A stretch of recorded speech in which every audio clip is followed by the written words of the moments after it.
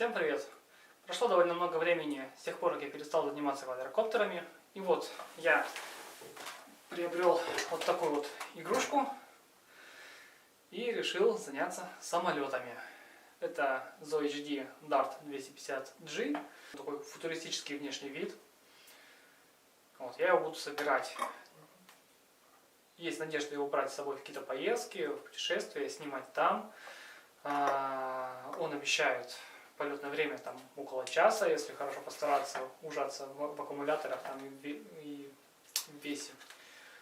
Но 20-30 минут вполне достижимое для него время, вполне реальное.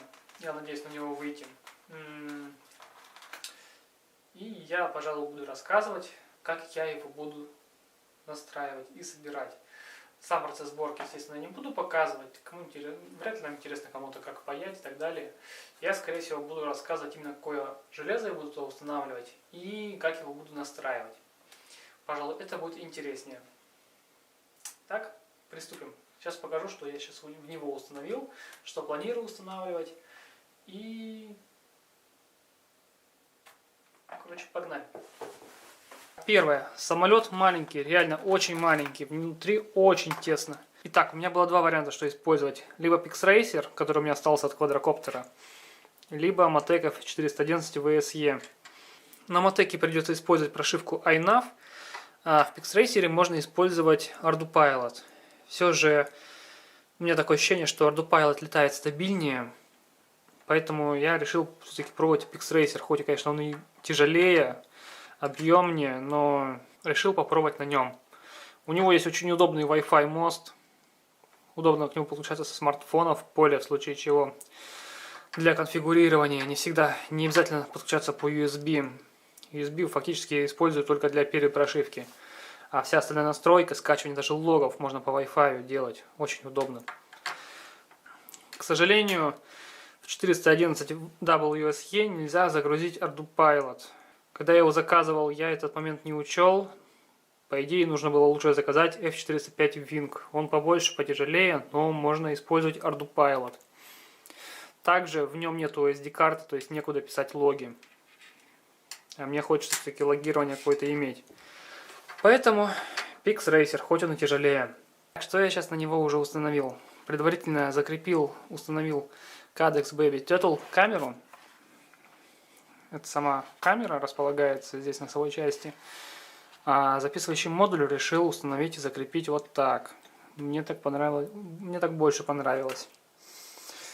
Со шлейфом, надеюсь, ничего не будет. Наверное, еще какую-нибудь пенопластовую штуку проложу. Но жду батарейки, чтобы понять, что у меня вообще будет с центровкой. Поэтому пока еще ничего не креплю.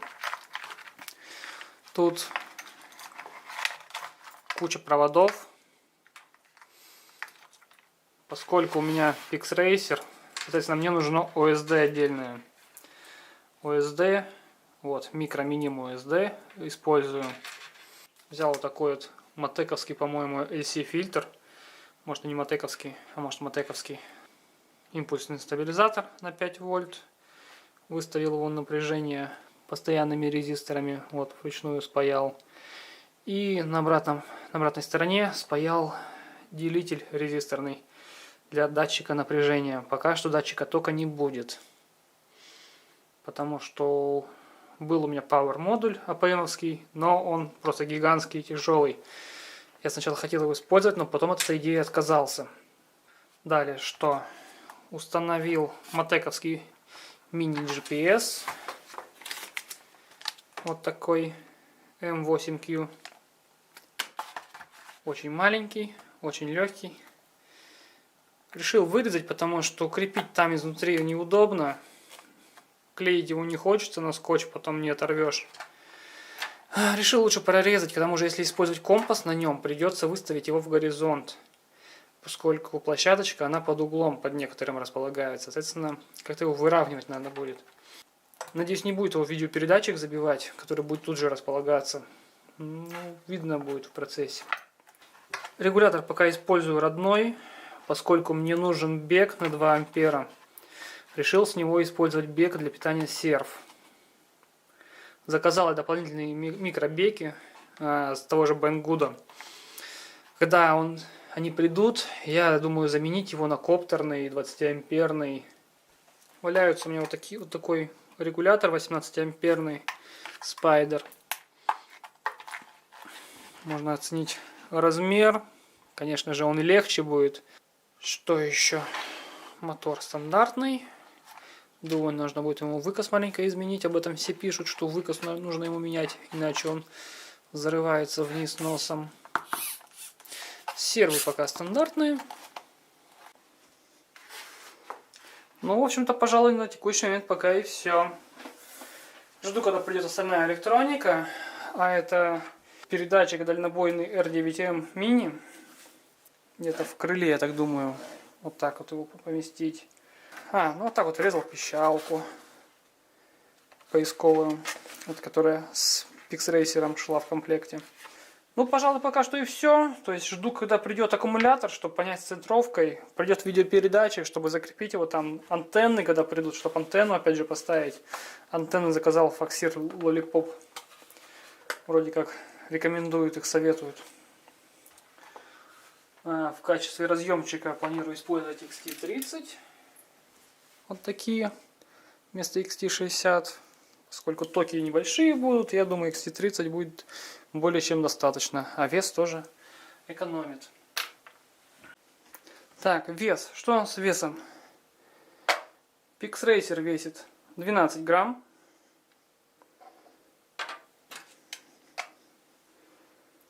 Wing 9 грамм. Вот эта вот кучка, конечно, с проводами. Там провода тоже пару грамм накидают. Но эта кучка тоже весит дополнительно 9 грамм. Здесь у нас бег и OSD и фильтр. Соответственно, вот эта вся кучка в сумме у меня весит 21 грамм. А по сути, вот эта одна маленькая штучка заменяет вот эту большую кучку. То есть, если использовать Motec 211 WSE, то я экономлю 10 грамм. Но я лишаюсь телеметрии по Wi-Fi, лишаюсь логирования на SD и лишаюсь, самое главное, ArduPilot. Поэтому я пока что жертвую 10 граммами. Так, что вообще получается по весу всего самолета? Так, самолет, получается, на текущий момент весит 137 грамм без полетника. Добавляем сюда вот эту кучку. Полетник. 158 грамм. Так, уже ухожу, видимо. Я за 250 грамм, поскольку будет еще вот эта крышечка.